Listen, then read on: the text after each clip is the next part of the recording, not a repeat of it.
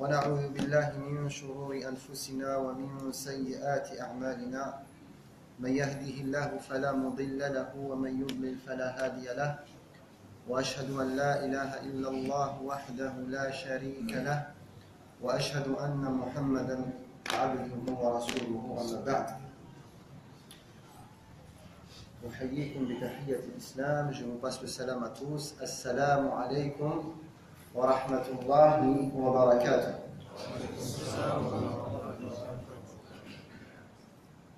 Ensuite, je remercie Allah Azza wa Jal de nous avoir unis dans sa demeure et je lui demande de nous réunir dans son paradis comme il nous a réunis ici-bas. Dites Amin. Et je le remercie encore une troisième fois pour nous avoir permis de nous réunir autour de son livre sacré. Parce qu'aujourd'hui, on va parler du Coran. Et il n'y a pas une assemblée sur terre qui est similaire à l'assemblée du Coran. J'espère que vous connaissez tous le hadith et je vais le débuter et vous allez le terminer. Où le prophète sallallahu alayhi wa sallam, je pensais que les Gabonais n'avaient pas pris sur le prophète sallallahu alayhi wa sallam. Alhamdulillah, il prie sur lui. Notre prophète sallallahu alayhi wa sallam nous dit Majtama'a qawm fi baytin min buyutillah.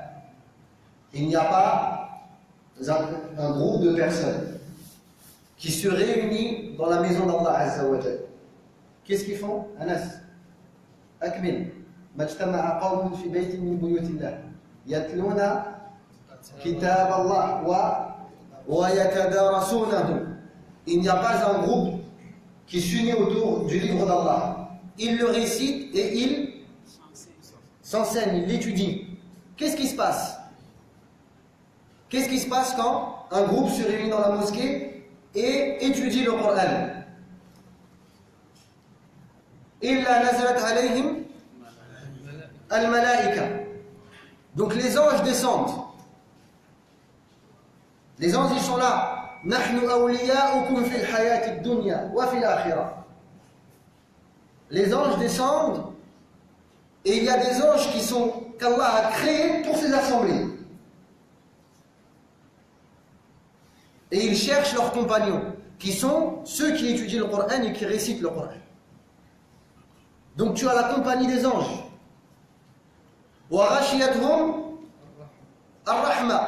Le prophète nous dit, et la miséricorde les englobe. Là, Allah est en train de distribuer sa miséricorde. Si tu as un problème, tu es malade, ou tu as quelqu'un de ta famille qui est malade, ou tu as besoin de quelque chose, Ar-Rahman, là, elle arrive. Là, Allah, il te facilite dans ton dessein et dans ton projet. Et la plus belle des récompenses,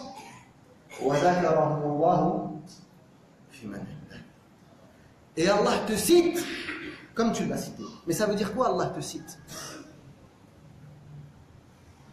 Aujourd'hui ici, on est nombreux. Chacun d'entre nous pense qu'il est important. Mais la vérité, c'est qu'on est insignifiant. Combien d'êtres humains y a-t-il sur cette terre? C'est des milliards.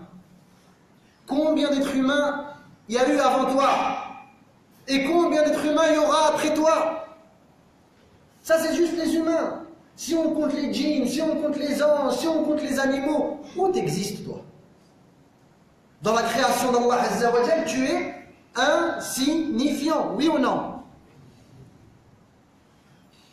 Quand on prend une autorité du Gabon, si demain une autorité importante du Gabon te cite, toi, le simple petit citoyen, tu vas dire quoi? Il me connaît? Hein? Lorsqu'on dit un tel, il est connu de un tel. Tout de suite, on donne de l'importance à cette personne, oui ou non? Le prophète nous dit, sallallahu alayhi wa sallam, wa dhakarahumullah. Le Seigneur de l'univers te cite. Fulan ibn Fulan. Fi man indahu, ay inda mala'ihi. Dans son assemblée, l'assemblée d'Allah, la meilleure de l'assemblée. Tout cela pourquoi? Parce que nous avons fait l'effort de venir à la mosquée et d'étudier le livre d'Allah Azza wa Jalla.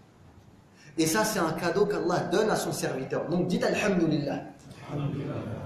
Vous êtes fiers d'être là ou en train de commercer ou hein? Quelle est la meilleure assise pour toi? Aller dans le commerce et vendre ou être ici à ce moment-là? Et qui t'a permis d'être là? Allah Azza wa Jalla. Faqul alhamdulillah. Et donc aujourd'hui, on va se réunir autour du livre d'Allah. Mais avant de commencer de prendre un chapitre et d'étudier ensemble, j'ai envie qu'on s'arrête rapidement sur le Coran, parce qu'il y a un vrai problème au sein de la communauté musulmane. Il y a un réel problème au sein de la communauté musulmane. Je pense que vous le savez, l'islam, lorsqu'il a été révélé, il a été révélé à un peuple, à une société qui était peuplée d'Arabes. C'était des Bédouins, des gens au niveau mondial de leur époque, ils étaient insignifiants, personne ne leur prêtait attention. Ils étaient négligés. Il y avait d'autres endroits considérés comme des puissances mondiales à l'époque, les Romains, les Perses, etc. Mais il s'est passé quelque chose dans cette société. Allah a révélé le Coran. Allah a révélé ce Coran et il a transformé ces personnes. Quelques années plus tard,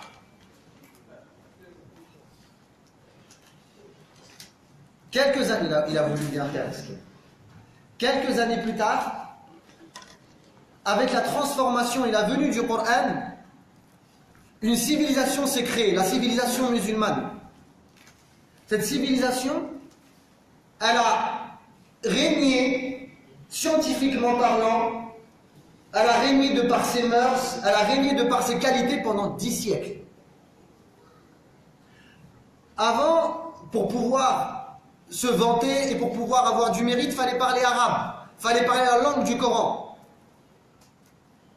Lorsque cette communauté s'est détournée du Coran, Allah l'a délaissé.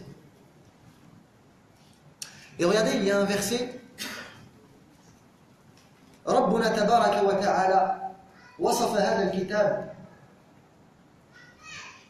بألطف وأغرب وأعجب الأوصاف. وصفه بأنه روح. قال ربنا تبارك وتعالى وكذلك أوحينا إليك روحا من أمرنا. Allah Jalla wa Ala a décrit le Coran. Mais essayez de méditer avec moi. Est-ce que vous êtes là, oui ou non? Alors ouvrez les oreilles. Allah nous dit وَكَذَلِكَ أَوْحَيْنَا إِلَيْكَ. Et c'est ainsi que nous t'avons révélé au prophète d'Allah Muhammad sallallahu alayhi wa sallam ruhan min amrina. Et c'est ainsi que nous t'avons révélé une âme. Al-Qur'an ruh.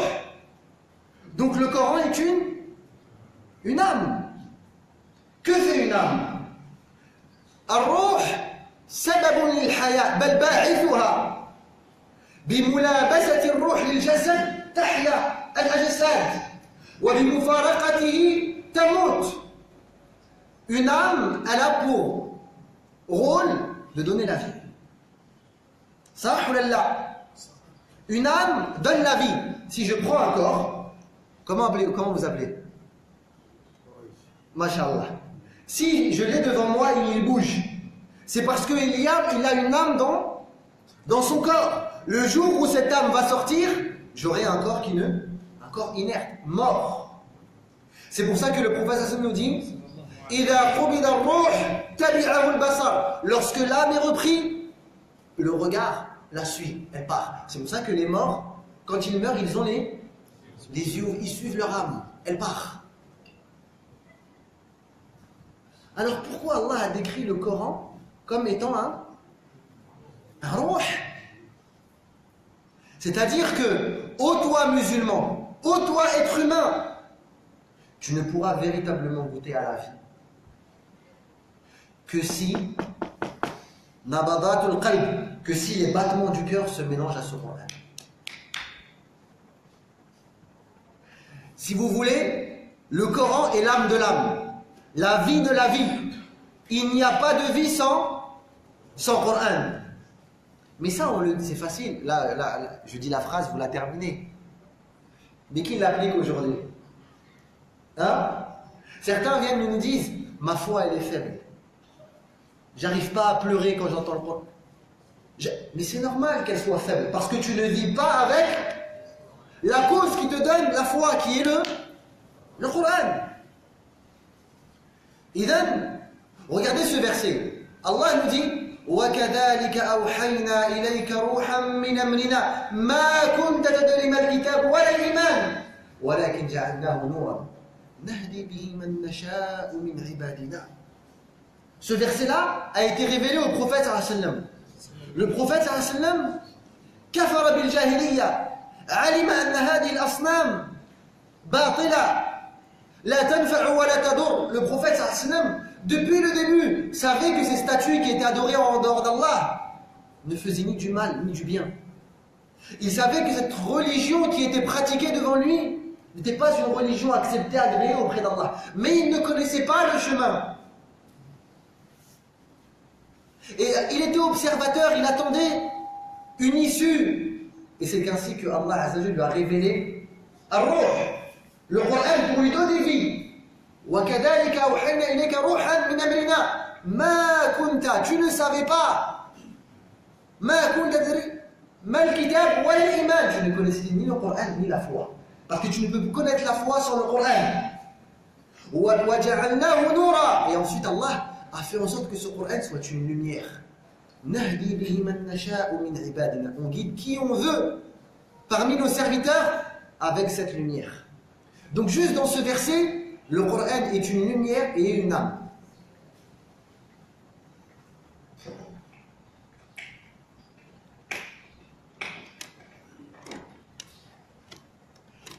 أعوذ بالله من الشيطان الرجيم بسم الله الرحمن الرحيم أما بعد.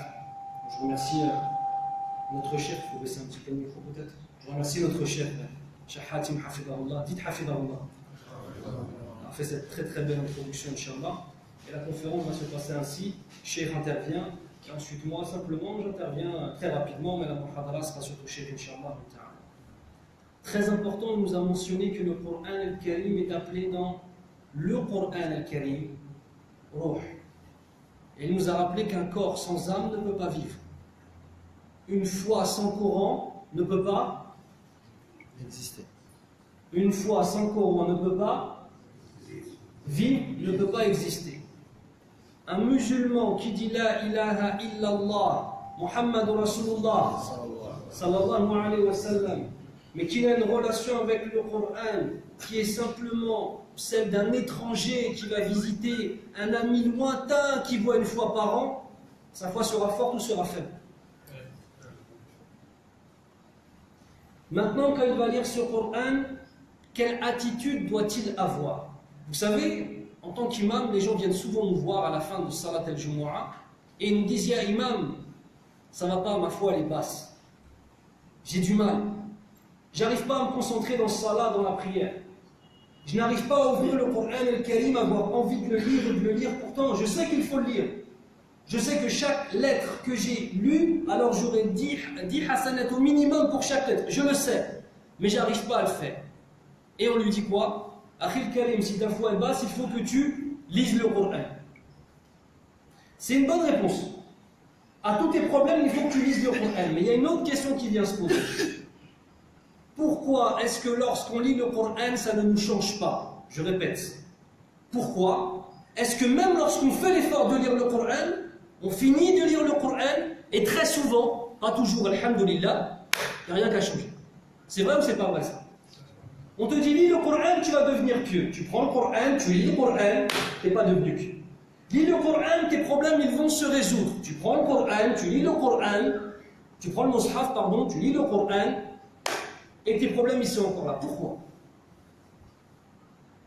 Min kalam salaf salih, parmi les paroles des salaf salih, on a une indication qui est très très belle pour savoir en fait quelle relation on doit avoir avec le Coran pour que le Coran nous réponde et nous donne. Je répète. Nous, pour obtenir du Coran, il faut d'abord faire quoi? Lui donner beaucoup.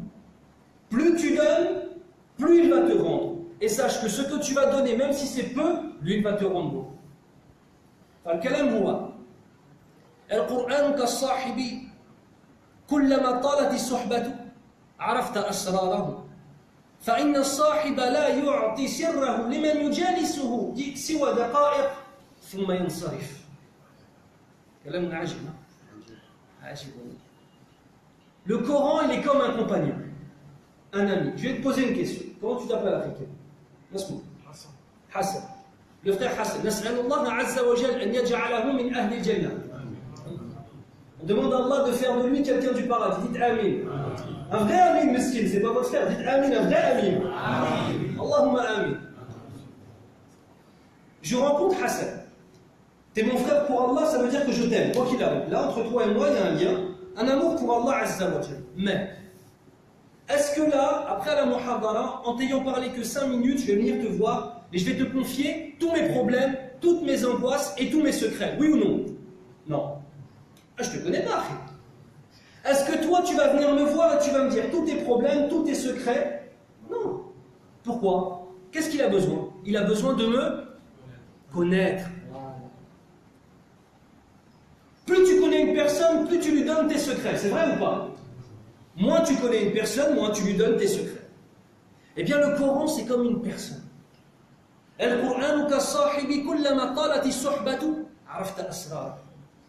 Coran, c'est comme un compagnon. Plus tu le connais, et tu sais quoi? Plus il va te donner ses secrets. Parce que mes frères, dans le Coran, il y a des secrets. Des milliers de secrets. Des millions de secrets. Des secrets qui sont tels que, Akhil Karim, le même verset, tu peux le lire toute ta vie, Akhil, et à chaque fois que tu le lis, tu le comprends différemment. C'est vrai ou pas? Il y a des versets du Coran, tu les lis et ils te parlent moyennement. Par exemple, les versets sur l'épreuve. Un verset qui va parler de l'épreuve. Tu le lis et tu n'as pas eu beaucoup d'épreuves dans ta vie. Tu le lis comme une émission qu'on regarde. Ah, c'est vrai, il y a des épreuves dans la vie. Le jour où tu as une épreuve et que tu relis ce verset, comment tu le ressens? C'est différent ou pas? Ah, tu vois? Parce que tu as appris à connaître ta vie et tu apprends à connaître le Coran, tu échanges avec le Coran. Donc la parole c'est, le Coran est tel un ami. Plus tu resteras avec lui, plus tu échanges avec lui, et plus il va te donner ses secrets.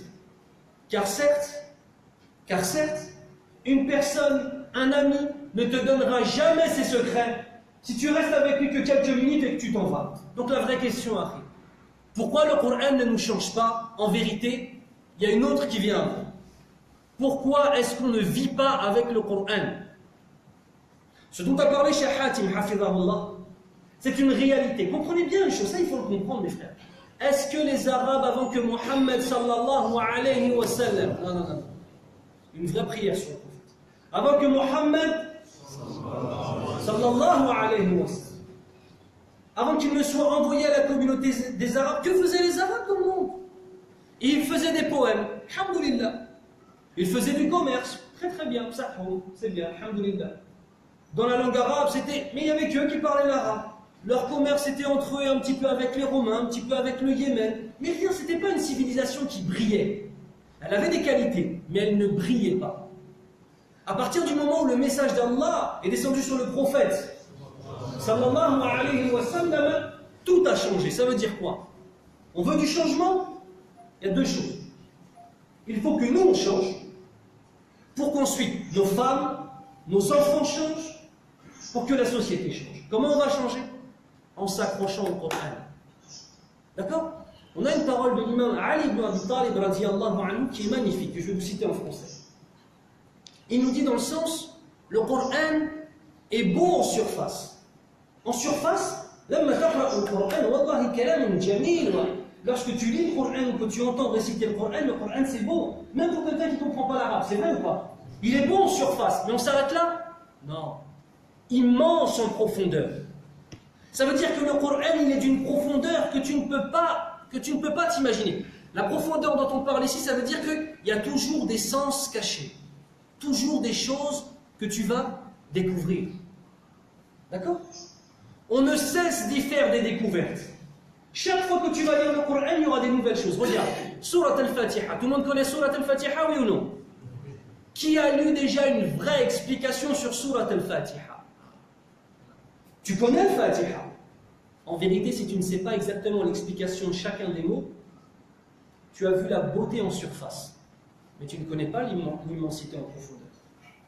Ensuite, il finit sa phrase en disant « Il n'y a que lui qui dissipe les ténèbres ». Ça veut dire quoi? Tu vois les ténèbres? Ici, c'est une kinaya, c'est une métaphore qui nous parle des péchés. Akhi, on est tous attirés par certains péchés, c'est vrai ou pas?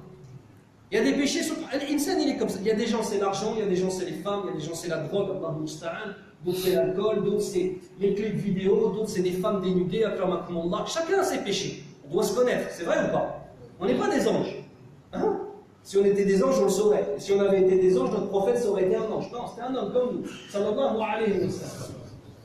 Eh bien en fait, pour pouvoir combattre tes péchés, combattre ces ténèbres, combattre cette part de ténèbres qu'il y a en nous, ça ne suffit pas de prendre des bonnes résolutions. Combien de fois on s'est dit « Ah, ce péché, je ne le fais plus jamais ». C'est vrai ou pas? 2 semaines après, qu'est-ce qui se passe? On y revient. Pourquoi? On n'a compté que sur nous-mêmes. L'homme a été créé faible. Donc en fait, il faut qu'on aille chercher l'aide. Ça, c'est important, mes frères. On ne peut pas changer tout seul. On doit demander d'abord dans les doigts, on doit demander l'aide à Allah Azza wa Jal. Et deuxièmement, on doit se diriger vers son livre et ne pas simplement lire. Ça change quoi ça? Billah, ça va changer quoi? Tu lis quelque chose que tu ne comprends pas et tu le lis à la vitesse de la lumière. Tu as des hasanat, je ne dis pas le contraire, alhamdulillah. Mais toi, comment tu fais pour changer? Se diriger vers Allah, invoquer Allah et se diriger vers le Coran en essayant de le comprendre. Comment on fait pour comprendre le Coran? Exactement ce que va nous faire Cheikh. Nous expliquer les versets d'Allah. Ça veut dire que ces jalsat, ces conférences-là, c'est parmi les choses qui sont les plus importantes de ta vie. Qu'on t'explique le Coran pour que tu puisses le ressentir. Attention, une différence entre savoir et ressentir. C'est la même chose ou pas? Non. Savoir une chose, tu sais que Allah c'est le créateur de toutes choses. Tu sais que Allah va nous ressusciter, va nous juger, va nous faire rentrer soit au paradis, soit en enfer. Tu le sais. Mais ça ne t'empêche pas de faire des péchés, c'est vrai ou pas? Par contre, quand tu le ressens, wallah, tu ne peux pas faire les péchés. Parce que c'est comme si tu sentais le regard d'Allah Azza wa Jal sur toi. Et avant de passer la parole au cheikh, je vais vous mentionner simplement un verset. Et qui va nous donner un petit peu une idée de la vie de celui qui est avec le Coran et la vie de celui qui délaisse ce Coran. قال الله عز وجل أفمن يمشي مكبا على وجهه أهدى أم من يمشي سويا على صراط مستقيم.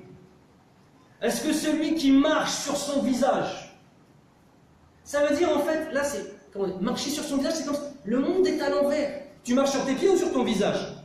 C'est quoi la chose la plus noble que tu as en toi? C'est quoi?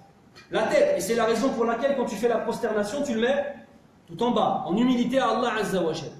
Ici c'est une image pour te dire, celui qui met tout à l'envers, ça veut dire, on doit faire passer la vie de l'au-delà avant ou la vie d'ici-bas. Lequel on doit faire passer? La vie de l'au-delà. On doit faire passer Allah en premier ou nos passions? Allah Azza wa Jal. On doit faire passer les bonnes actions ou les mauvaises actions en premier? Les bonnes actions. Hein? Et bien quand tu marches sur le visage, c'est comme si on t'a retourné. Tu as fait tout n'importe quoi. Ou bien alors celui qui vit en marchant sur une voie droite. C'est laquelle cette voie droite? Celle qu'on demande au minimum 17 fois par jour quand on dit Ihdina as-sirat al-mustaqim. Allahumma ja'alna min ahli as-sirat al-mustaqim. Demande à Allah Azza wa Jalla de faire de nous des hommes et des femmes de la voie droite. Donc je pense que maintenant, alhamdulillah, on est tous plus ou moins sensibilisés sur l'importance du Coran, oui ou non? Oui? Alors, avant de commencer le chapitre coranique, je vais juste vous conter un fait historique qui s'est passé durant la vie du prophète sallallahu alayhi wa sallam. Donc, je vous demande d'imaginer un petit peu la scène. D'accord? Alors, nous sommes à Mecca, à la Mecque. Nous sommes quelques années après la révélation du premier verset coranique. Et donc, Vous le savez tous, au début de l'islam, les musulmans étaient persécutés. Et les kuffars, les mécréants de Quraysh, ont mis en place une stratégie. C'était quoi cette stratégie? Alors, stratégie, ça veut dire qu'ils ont mis en place une action précise. Ils ont compris comment il fallait anéantir l'islam. وقال الذين كفروا لا تسمعوا لهذا القرآن والغوا فيه لعلكم تغلبون. Allah nous dit, et les mécréants se sont réunis et ils ont dit, لا تسمعوا لهذا القرآن. N'écoutez surtout pas le Coran. Parce que celui qui tend l'oreille au Coran, Allah vole son cœur. Et il sait que c'est la vérité. Et ensuite, après cette personne, soit elle se soumet, soit elle s'enorgueillit. Mais une fois qu'elle a entendu le Coran, son cœur a ressenti la vérité. C'est fini. Alors ils ont dit, La tasma'u li hada al-Qur'an. Qu'est-ce qu'on fait? Walghaw fihi. Et lorsque le Coran est récité, ilghaw, levez la voix. Levez vos voix, de sorte à ce qu'on n'entend pas le Coran. Walghaw fihi. La'allakum taghlibun. Peut-être vous aurez la victoire. Alors, le prophète sallallahu alayhi wa sallam et les compagnons sallallahu alayhi wa sallam, lorsqu'ils récitaient le Coran, il y avait les mécréants qui venaient à côté et qui élevaient la voix. Mais un jour,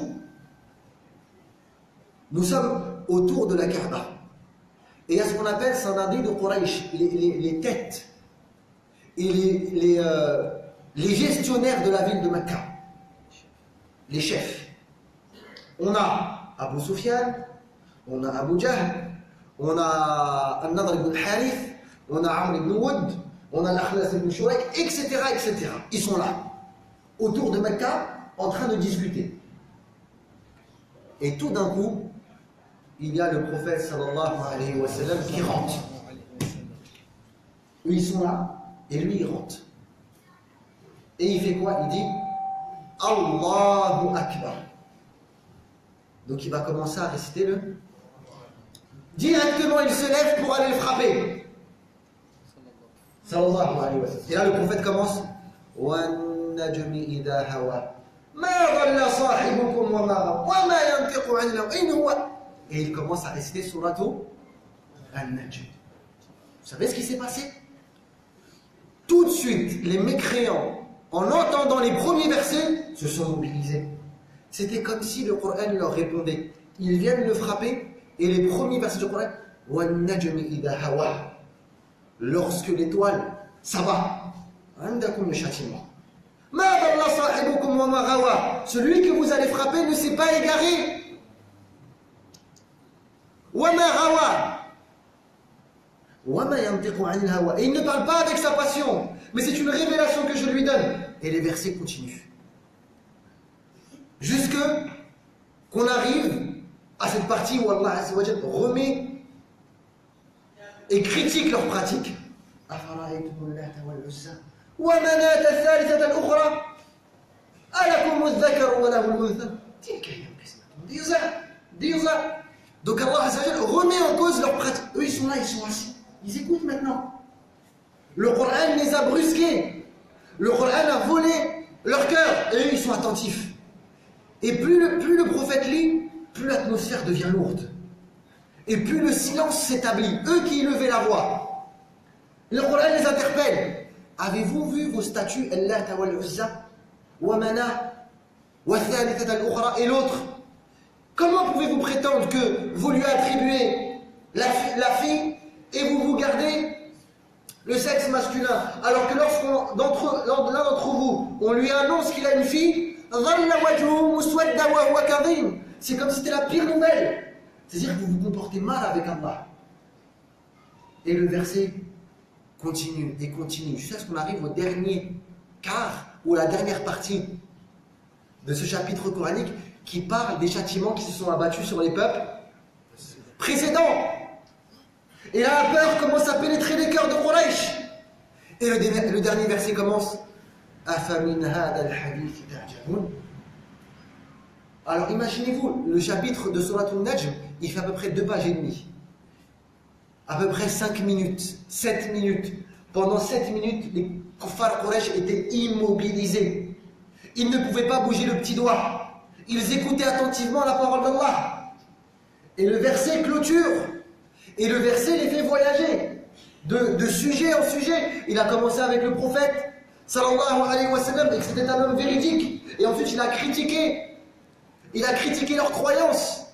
Et ensuite, il est venu à la différence entre celui qui connaît ilm al-dunya wa ilm al-akhirah. Et ensuite, on est venu à l'histoire de Ibrahim alayhi salam. Et ensuite, on est passé au châtiment des peuples. Et on arrive à la fin des derniers versets où Allah nous dit Afamin hada al-hadith ta'jabun. C'est comme si ça s'adressait à lui. Est-ce que c'est de ce verset que vous vous étonnez? Vous vous étonnez que ce verset, vous les poètes, vous qui maîtrisez la poésie, vous vous étonnez que ces versets sont divins? C'est évident qu'ils viennent d'Allah Azza wa Jal. Afamin hada al-hadith ta'jabun wa tadhakun wa la tabkun. Et vous riez alors que ces versets ramènent à pleurer. Vous voyez comment? Wa antum samidun. Et vous êtes en train de samidun. Ici, certains ulama ont dit ay mughannoun qu'Ibn Abbas. Et vous oubliez à la musique au lieu d'écouter les versets coraniques. Et le verset clôture, il dit fasjudu lillahi wa prosternez-vous à Allah et adorez-le. Vous savez ce qui s'est passé? Ibn Abbas nous dit dans le Bukhari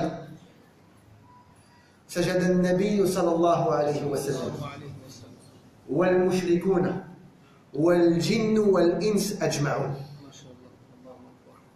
Ibn Abbas nous dit, après que ce verset fut récité, tous les mécréants de Quraysh qui étaient là se sont tous prosternés. Ils ont tous fait le sujoud avec le prophète sallallahu alayhi wa sallam, pas seulement wal jinn, et tous les djinns qui étaient présents se sont aussi prosternés. لماذا؟ لأن هذا القرآن له سطوة. Ce Coran, vous savez, nous les musulmans, le problème qu'on a, c'est qu'on s'est éloigné du livre d'Allah. Même nous, en tant qu'imam, on a un problème. Nos prêches, ils tournent autour de la parole de Cheikh Foulan ou la parole de Cheikh Foulan, et nous délaissons le livre d'Allah, alors que c'est la base des bases. Alors que le Coran est tout pour cette communauté. Et que le Coran se suffit à lui-même. C'est-à-dire que même pour l'imam et pour le prêcheur, c'est facile. Lis le Coran. Parle du Coran. Le Coran fera effet. Et je termine juste avec ça, après on passe au chapitre coranique. Est-ce que vous êtes Ibn Ishaq, Mohammed ibn Ishaq, donc celui qui a compilé le récit prophétique, la sira, la biographie du prophète sallallahu alayhi wa sallam, nous rapporte un récit étrange. Qui est-ce? Abu Sufyan, Abu Jahl et l'Akhnas ibn Shuraik. Ce sont 3 chefs et 3 têtes de Quraysh. Vous savez, ils faisaient quoi? Ils avaient quelle particularité? Alors, il y a quelqu'un qui allait parler, c'est qui? Qu'Allah te récompense. Dis-nous. Mais comment ça se passait? Il se cachait même pas. Regardez ce qui se passait. Lorsque la nuit tombait, et vous savez, nous aujourd'hui, alors je pense que quand on va au village, on a encore ça. Ici en ville, on ne l'a plus. Parce qu'ici, avec les lumières, on s'éclaire. Mais quand on va au village, il n'y a pas de lumière. Donc qu'est-ce qui nous éclaire? La lune. Donc qu'est-ce qui se passait? Abu Sufyan, Abu Jahl et l'Akhnas, lorsque la nuit tombait et que plus personne ne les voyait, ils allaient autour de la maison du prophète sallallahu. Et qu'est-ce qui se passait? Chacun il prenait un coin. Et le fait est que chacun prend un coin, personne ne voyait l'autre. Et ils passaient toute la nuit en train d'écouter le prophète sallallahu alayhi wa sallam réciter. Et à un moment, qu'est-ce qui s'est passé? Le jour, c'est... Et Abu Sufyan y voit Abu Jahl. Et la Khalas, qu'est-ce que vous faites là? Ya waylakum, kayfa law ra'ana sufahauna. Imaginez-vous si on nous voit.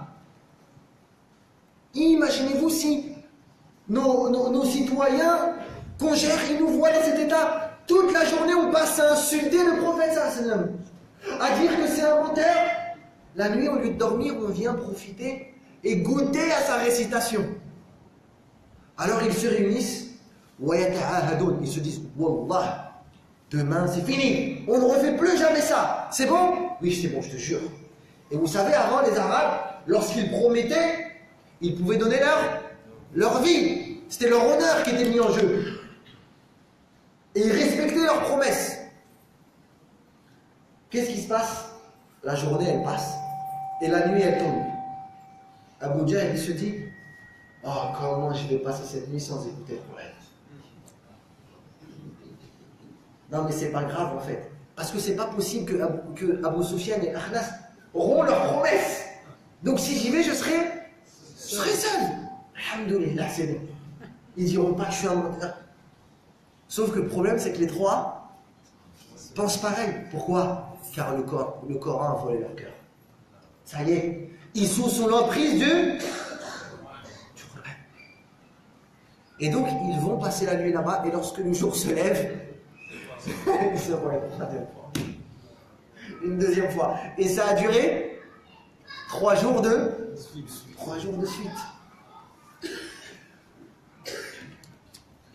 Juste pour finir. De même, regardez, lorsque Abu Bakr a été jeté, il a été jeté de Mecca, parce qu'on ne le laissait pas pratiquer sa religion. Et fier comme il était d'être musulman, et la religion était le plus important pour lui, il a pris ses bagages et il leur a dit Salam alaikum, tout sauf ma religion. Vous pouvez tout me prendre, mais pas ma religion. Donc en sortant, il a rencontré un notable de Quraysh qui lui a dit tu as ma protection. Quel peuple pourrait te virer? Toi, tu es noble de caractère. Un peuple qui te vire est un peuple qui ne mérite pas compassion. Donc reviens à Mecca. Vous savez pourquoi Abu Bakr a été viré? Parce que Abu Bakr, comme le rapporte l'imam al-Bukhari, il avait une petite pièce qui était rattachée à sa maison à l'extérieur. Et c'était sa pièce où il récitait le Coran. Et en fait, avec sa récitation, tous les enfants de Mecca et toutes les femmes de Mecca venaient écouter. On aurait laissé Abu Bakr, tout Mecca se serait converti. Donc, pour contrer ça, ils ont décidé de virer Abu Bakr. Alors, après, Inch'Allah, je passe à l'explication de Surat al-Hadid. Je clôture avec cette phrase-là. C'est quoi mon message aujourd'hui? Il y a deux. Le premier, c'est que celui d'entre nous qui n'a pas une lecture et une méditation quotidienne avec le Coran, qui ne crée pas une relation avec le Coran, qui n'espère pas auprès d'Allah Azza wa Jal jouir d'une foi, il oublie ça, c'est pas possible. C'est bon, on est tous d'accord sur ça ou pas? D'accord? La deuxième des choses, c'est qu'en tant que musulmans, nous avons un devoir. C'est le fait de faire écouter le Coran aux autres. C'est le fait de faire écouter la parole d'Allah aux autres. En distribuant le Coran, en mettant le Coran dans vos voitures, dans vos commerces, de sorte à ce que les gens découvrent cette belle parole. D'accord? C'est ces deux messages avant d'entamer le chapitre de Al-Adiyat, Inch'Allah. C'est l'adhan? C'est l'adhan? لا. نتابع لكن كم بقي على الأذان؟ نعم سنتابع لكن كم بقي تقريبا؟ للعلم فقط. سنؤذن الآن. طيب خلاص نتابع بضع دقائق ثم إذا أردتم أنتم تؤذنون الآن ثم نواصل. حاول تابع وواصل. كما تريدون. نواصل. طيب. Ici, il y a deux éléments qui sont importants, Inch'Allah. Vous avez vu ce qui a fait que Abu Sufyan, radiallahu anhu, et que Abu Jahl, la'natullah alayhi, etc., que tous les mushrikoun, lorsque le Nabi sallallahu alayhi wa sallam a récité Surat al-Najm, qu'est-ce qui les a fait changer? Lorsque Abu Bakr as-Siddiq, radiallahu anhu, était dans sa pièce isolée et qu'il récitait, il récitait quoi? Ah, le Coran. Les gens entendaient le Coran, et le Coran pénétrait leur cœur. Comment ils faisaient? Mes frères, ils comprenaient la langue arabe. Ah. Ils comprenaient la langue arabe. Vous parlez à une personne convertie à l'islam. Moi, je suis converti à l'islam. Je me suis converti en 2001 quand j'avais 21. Je ne savais pas lire l'arabe, pas écrire l'arabe jusqu'à mes 23 ans. D'accord? Mes 24 ans. Parce que je pensais qu'on pouvait comprendre le Coran avec les traductions, que ça suffisait. Je suis parti à Médine et ensuite là-bas j'ai appris à lire et à écrire. Puis ensuite j'ai commencé à apprendre la langue arabe. Écoutez bien. Wallahi, que ma vie, avant que je comprenne l'arabe, et ma vie, une fois que je comprends l'arabe, ce n'est pas la même. Wallahi al-azim, je vous jure devant Allah Azza wa Jalla. Vous savez pourquoi? Mes frères, tant que vous ne comprenez pas l'arabe, vous ne pouvez pas accéder au sens du Coran. Et vous ne pouvez pas ressentir. Écoutez, vous savez, pour nous qui comprenons l'arabe, alhamdoulilah, des fois on prie et on voit des choses qui nous étonnent. L'imam, par exemple, pendant Salat al-Tarawih, est en train de réciter des versets qui parlent du paradis, qui parlent de l'enfer, et la personne qui prie, vu qu'elle ne comprend pas, elle est comme ça. Et à un moment, il parle par exemple dans Surat al-Nisa de l'héritage, ou alors il va parler de la vente, de l'achat, des choses qui ne vont pas t'émouvoir en principe, qui ne vont pas te faire. Et la personne est en train de pleurer. Ça veut dire quoi ça? La personne n'est pas en train de pleurer en raison du sens, mais en raison de la beauté de la voix de celui qui récite. A'udhu billah.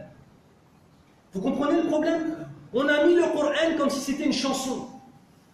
Si l'imam pleure ou s'il a une belle voix et qu'il fait des belles variations, alors ça va nous émouvoir et on va peut-être pleurer. Mais si l'imam a une récitation comme ça, vu qu'on ne comprend pas ce qui est dit, on ne va pas pleurer. A'udhu billah. Je vais vous dire une chose. Je ne vais pas vous parler tous en vous disant que vous devez tous apprendre l'arabe. Même si vous devez tous apprendre l'arabe. Non pas pour devenir des arabes, parce que vous n'êtes pas des arabes et qu'on n'a pas besoin de se transformer en arabe quand on devient musulman. Par contre, vous devez apprendre la langue arabe parce que c'est la langue du Coran. Voilà. La langue arabe, c'est la langue des musulmans. Voilà la langue que c'est. Peu importe ta couleur ou ton origine ou ta culture. Maintenant, vous, c'est comme vous voulez. Apprenez, n'apprenez pas, c'est entre vous et votre Seigneur. Vous avez envie de découvrir la piété encore plus haut? Sachez une chose. Apprenez-la. Vous êtes trop aspiré par votre dunya, par vos commerces, ou simplement vous n'avez pas envie? Khair, Inch'Allah. Hadallahu al-Jami'. Demandez à Allah de tous nous guider. Mais laissez pas ça pour vos enfants. Ittaqullah. Craignez Allah Azza wa Jalla dans vos enfants. Ne laissez pas vos enfants ne pas apprendre la langue arabe. Pour ceux d'entre vous qui n'ont pas eu la chance d'apprendre la langue arabe lorsqu'ils étaient assez jeunes et qui maintenant ont atteint 50, 60 ans, c'est difficile d'apprendre une langue quand on arrive à 50, 60 ans. Ne laissez pas vos enfants subir la même chose. Vous voulez des enfants pieux, oui ou non? Oui. Quand on est mort, toutes nos actions s'arrêtent, sauf 3 choses. Parmi ces 3 choses, on a quoi? Un enfant pieux qui fait des doigts pour toi. Si toi, tu donnes les outils pour que ton enfant soit pieux, même quand tu es mort, écoute, tu as de la lumière des bonnes actions qui arrivent dans ta tombe. Allahu Akbar. Toi, tu n'as pas appris l'arabe. Peut-être que toi, tu n'as même pas envie d'apprendre l'arabe. Allah yissahel, qu'Allah facilite. Ne laisse pas ça pour tes enfants, mon frère. Wallah, c'est une khiyana, c'est une trahison. Wallah, c'est une trahison de ne pas enseigner la langue arabe à nos enfants. Tous nos enfants, tous les enfants musulmans doivent apprendre l'arabe et doivent apprendre le Coran et le Karim. Ce peuple arabe qui ne faisait rien, tout seul dans le désert, personne ne les craignait ou personne n'avait spécialement de choses envers eux. Lorsqu'ils ont eu le Coran, qu'est-ce qui s'est passé? Ils ont changé. Pourquoi? Parce qu'ils comprenaient le Coran. Je répète une dernière fois, wallahi. Ceux d'entre vous qui n'ont pas appris l'arabe, Allah on demande à Allah Azza wa Jal d'augmenter notre foi même si on n'a pas la langue arabe. Dites Amin. Et wallah, laissez pas vos enfants dans cette situation. Vos enfants doivent apprendre la langue arabe, vos enfants doivent mémoriser le Coran. Ce que vous n'avez pas eu, il faut le donner. Vous savez, quand on aime quelqu'un, on veut pour lui mieux que nous. C'est vrai ou pas? Comme قال النبي صلى الله عليه وسلم لا يؤمن أحدكم حتى يحب لأخيه ما يحب لنفسه. Vous ne serez de véritables croyants que lorsque vous voudrez pour votre frère ce que vous voulez pour vous-même. Le hadith, il ne veut pas dire que je veux pour toi ce que moi j'ai. Non. Parce que est-ce que moi j'aimerais avoir mieux que ce que j'ai? Là, tu as une femme, tu as une belle maison, tu as 5 enfants. Est-ce que tu aimerais avoir 2 femmes, 2 belles maisons et 10 enfants? Oui ou non? On aimerait tous avoir plus que ce qu'on veut. Ça veut dire que tu dois vouloir pour ton frère non pas ce que tu as, mais ce que tu voudrais avoir. Tu dois aimer pour ton fils ce que tu n'as pas eu. Tu n'as pas eu la langue arabe, tu n'as pas eu le fait de pouvoir apprendre ce Coran, et que lorsqu'on récite le Coran, ton âme s'élève et tu comprends, et tu pleures lorsqu'on parle de l'enfer, tu pleures quand on parle du paradis, tu espères la miséricorde d'Allah. Peut-être que tu n'as pas ça. Mon frère, donne-moi ton enfant. C'est une grande responsabilité. Wallah, c'est une grande responsabilité. Barakallahu fikum. Et je vous le répète, j'ai connu la vie sans comprendre la langue arabe. Puis ensuite en comprenant l'arabe, c'est comme Libreville à midi et Libreville à minuit. Ça n'a strictement rien à voir. D'accord? Wa barakallahu fikum.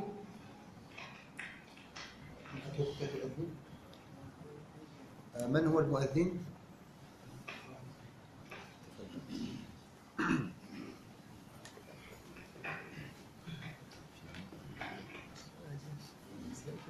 الله أكبر الله أكبر الله أكبر الله أكبر أشهد أن لا إله إلا الله